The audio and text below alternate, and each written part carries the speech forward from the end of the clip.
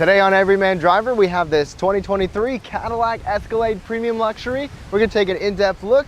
Let's get started. Now to start off with the exterior, this has the big iconic design that you'd expect from Cadillac. And with the trim levels, you get the base luxury, premium luxury here, the sport, premium luxury platinum, sport platinum, and new for 2023 is the new V Series. Now right up front, you're gonna get auto leveling headlights, standard with their iconic vertical light design. LED headlights will be standard on every trim. 22-inch wheels are also standard on all trims, but they're gonna vary a little bit. And you have this very massive upright front end. I'd love to know what you think. The mirrors are gonna be standard auto dimming on the driver's side, power folding with turn signals, and dimensionally our standard version's about 212 inches long, but you can get a longer version that's 227 inches long.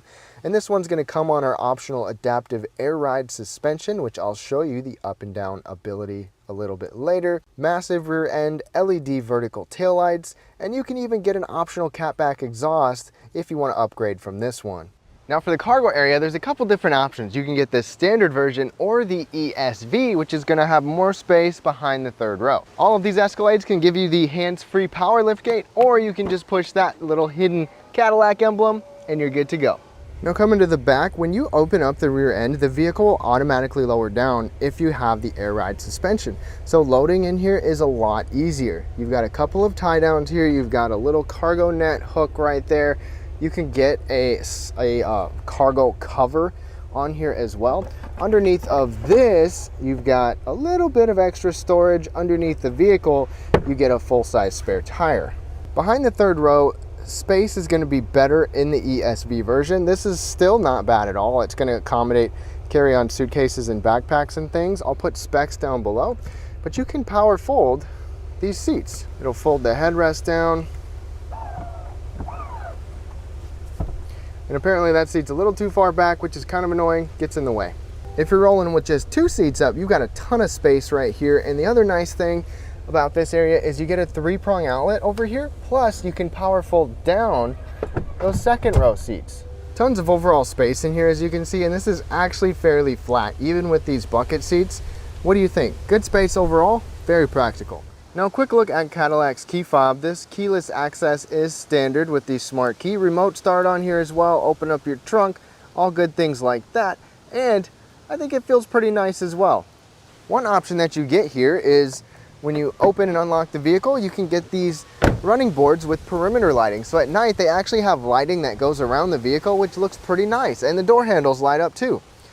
The smart key system works like this. You've got this little rubber touchpad on the inside to unlock it. It's electronic. I'm not a fan of that. It's probably gonna wear out. Maybe it won't work someday. And to lock it, you can push that. Mirrors will power fold. Or let's say you don't wanna push the buttons, you got your hands full, shut the door and you just walk away. And with Cadillac, you've got this thing called passive lock, where it will automatically lock for you when you walk away. Now Cadillac also has this thing called the air ride suspension, and it can automatically lower the vehicle when you get in. So ingress and egress can be really easy. You've got a tall height and a normal height as well. Let me quickly go through those. Right now we are in normal height. Okay, now we are in the lowest setting for good loading and easy getting in and out. Now let's go to the tallest setting. Now we're in the tallest setting for the most amount of ground clearance, and when you go to off-road mode, it will automatically raise you up to this height.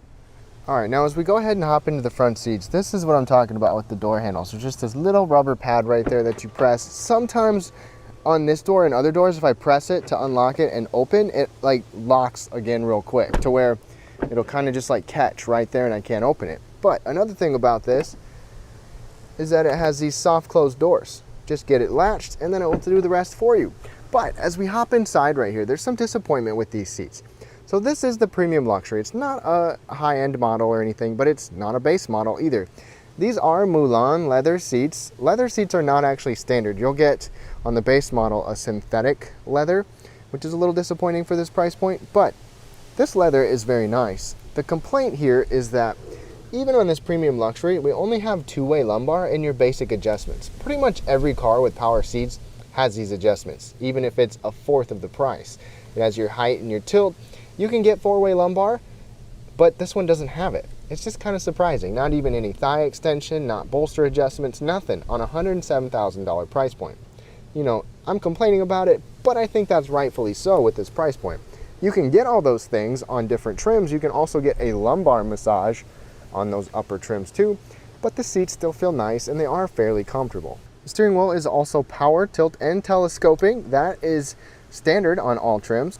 Also standard is the option for memory settings right here. Memory settings will be standard for your seats on all trims. Another thing is the headrest does not move forward and backwards here. It just goes up and down. So if it's not far enough forward or it's too far forward, you can adjust it. And yes, these are speakers in the headrest with this awesome audio system. I did mention how the vehicle can lower and raise if you want it to. With the Air Ride, there's no grab handle here or grab handle over there. The good news is that these seats will be heated standard on all trims, and then from the premium luxury and up, you'll get ventilated seats as well. Now climbing into the second row here, you're gonna get some nicer soft materials on the door, a big armrest, and some storage down there, and the back seat will give you a grab handle to get in. You can get these bucket seats, these split buckets with an open middle, or you can get bench seats back here optional too. Which would you go for? These seats are leather wrapped and somewhat comfortable for being bucket seats. There's not a lot of contouring or bolstering to them though. Sitting behind myself, I'm 5'9". This is an example of how much foot space and knee space I have. Lots of knee space. I have this seat in the furthest back position, and there's just this massive open area right here in the middle, and you get these folding armrests. Standard, the back seat even gets their own climate controls, your own temperature controls. You even get heated seats back here, so that's nice to see. Plus, cup holders that pop out just like that. Just down there you get a couple of HDMI ports and USB-C charging ports, and you have a 3-prong outlet. One reason we have those HDMI ports is that we have the rear entertainment system. You can hook it up to Wi-Fi with the vehicle here. You can plug in HDMI, you've got Bluetooth headphones, get these 2 massive screens, and what's on TV today? Oh look, check it out. Air conditioning vents are overhead, which I personally like. I think it works well for kids in car seats too, and you even got more speakers overhead. Headroom is of course excellent in here. Like I said, I'm 5'9". Even with this panoramic roof, I still have a little bit of room above me, and these seats can recline, so this is actually pretty nice. Not bad at all. Third row access, obviously you can go through the middle with that big open area, but you can pull this lever down. Check that out. The seat actually like folds down into the floor, and you can pop that up, and you got this huge area to get into the third row. All right, now sitting here, obviously tons of legroom in the middle. That seat is further forward. There's a lot of knee space there. This one is further back, and I can still sit, you know, semi-comfortably, so you can accommodate third row passengers pretty well back here. Plus, we've got little cup holders here and USB-C port. Of course, the third row is gonna get their own little air conditioning vents too. And one thing is that if you get the ESV, the longer version, you'll have a little bit more legroom in the third row. So keep that in mind. If that's important, you might want to go for that one, and then you'll still have more room behind the third row too. Now hopping into the interior of this Escalade, obviously you're going to have some flash and some flare and some nice materials, but also a mix of some not so impressive materials in here too. The platinum interior trim is going to give you the most leather wrapped interior, but that's not what we have right here. Now to start things up, foot on the brake, push button start right there, and you've got 1 screen, 2 screens, 3 screens up here that are all OLED screens. But first of all, let's go ahead and look over at the door. This little material up here is soft. You've got this kind of not so impressive wood looking trim inside of here. Not a big fan of that, but I'm sure other trims it's a little bit different. Massive soft armrest here as well, a big deep grab handle. These back windows are not automatic one touch. I was expecting that when you pay $107,000, but they credited you $50 because it's not. Upper trims will have that be automatic though.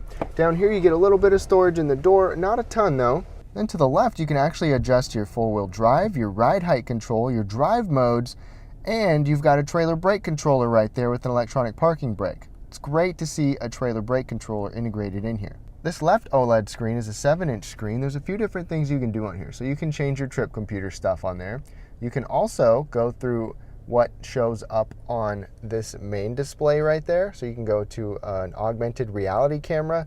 When you're in navigation, you'll actually get signals on here increasingly increasing size depending on how close you are to your turn. That's pretty cool. Plus the night vision, which I'll show you in the night video, and then you can even adjust your head-up display.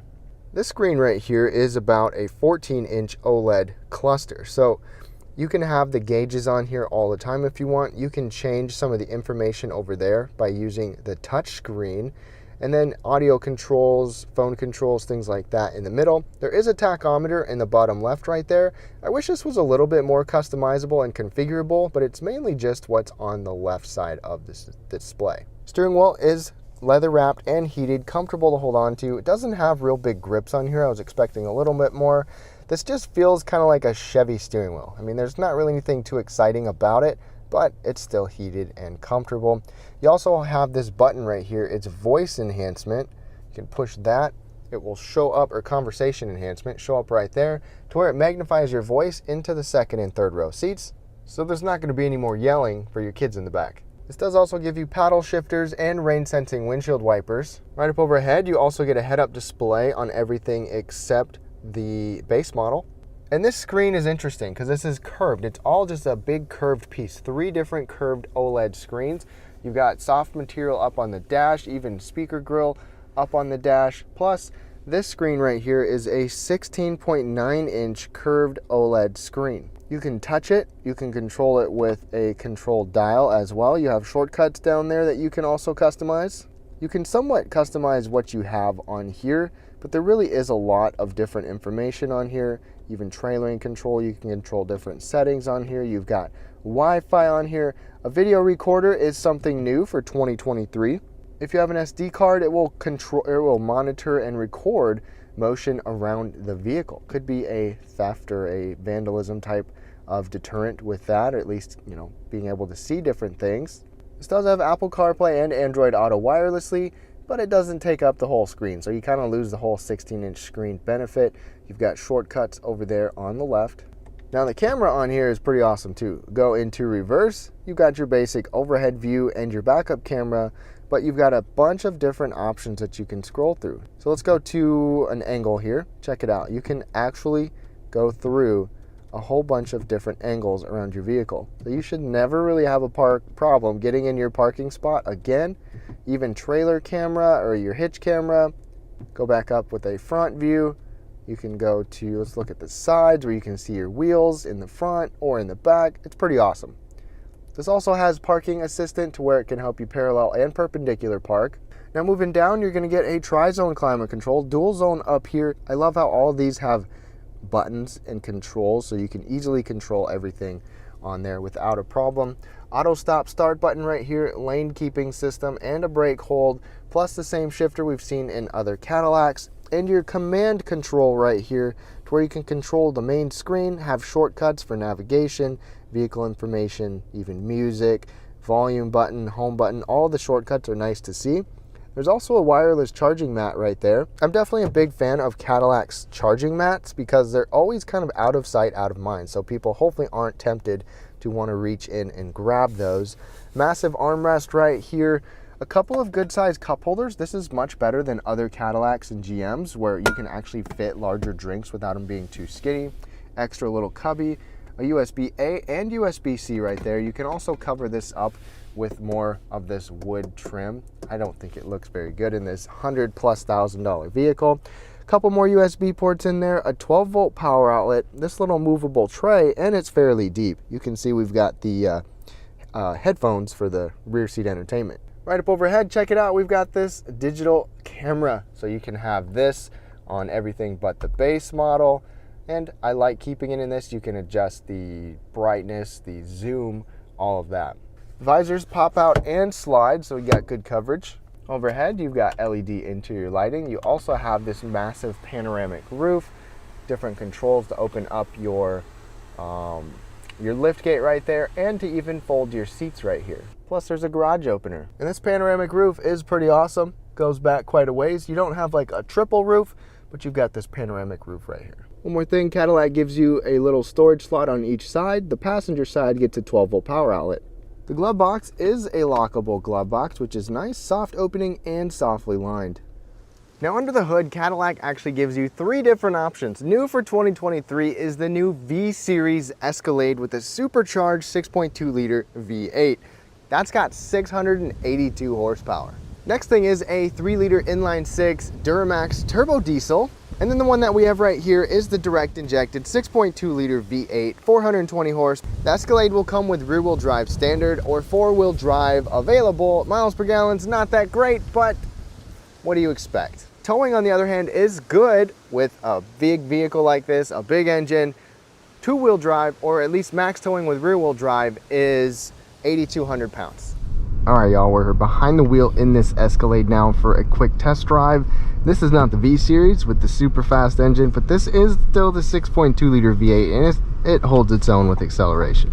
So first impression right off the bat. First of all, you can get Super Cruise on this trim, but it's optional and we don't have it. The base model doesn't even get adaptive cruise control. You have to have this trim or up, but the Super Cruise hands-free system is available, we just don't have it.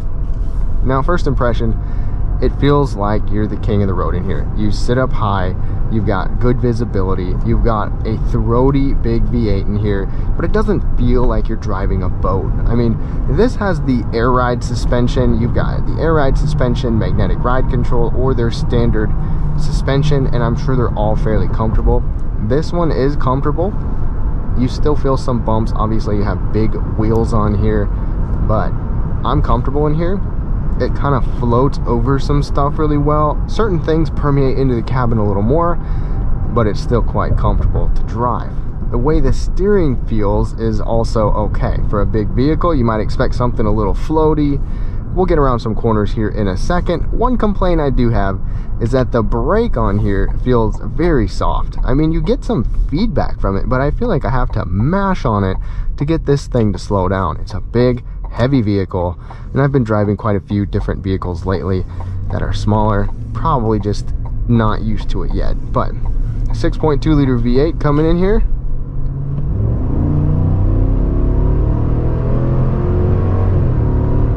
It sounds great. You've got a 10-speed transmission, which for the most part here has done a very nice job. Now I'm going to put us in sport mode. The button is right back here. I wish it was a little bit easier to get to. There's touring mode. Now we're in sport mode.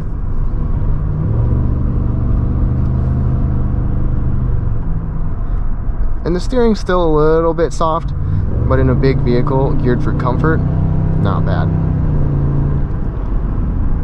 This 10-speed has been very quick. See how quickly that was the downshift? You know, some vehicles, you gotta wait a good amount for it. And if you really want to get a fast, fun Escalade that's luxurious and fast and powerful, go for the V-Series. But I still love being able to hear that venerable 6.2 liter V8 from GM. It doesn't have a ton of power compared to what some luxury big SUVs have, but it's still a lot, over 400 horsepower.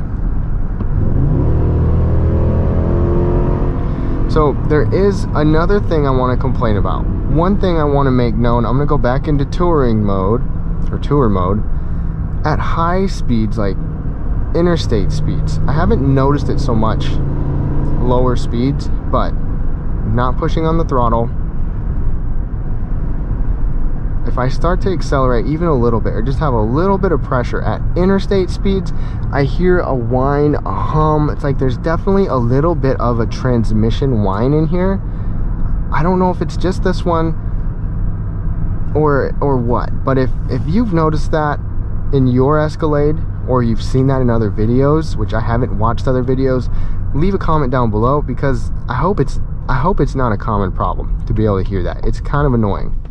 Okay, one thing to note, noise. Now, all Escalades are going to give you this laminated glass on the side. The back windows are not laminated on here, but upper trim levels will give you acoustic or active noise cancellation. This is already a fairly quiet vehicle. It's just as quiet as I would expect for an Escalade on a rough, crappy road surface like this, or at high interstate speeds. In fact, that's probably why I can hear that transmission hum so well, because it's actually really quiet in here. But it's probably even quieter on those upper trims. Now, Ergonomic wise in here, these 3 screens look nice. They're easy to operate. I wish this was a little bit more configurable in here as far as where different things were, like different material and content were. But overall, it looks nice. It functions well. I love this control down here that you can use in addition to the touchscreen.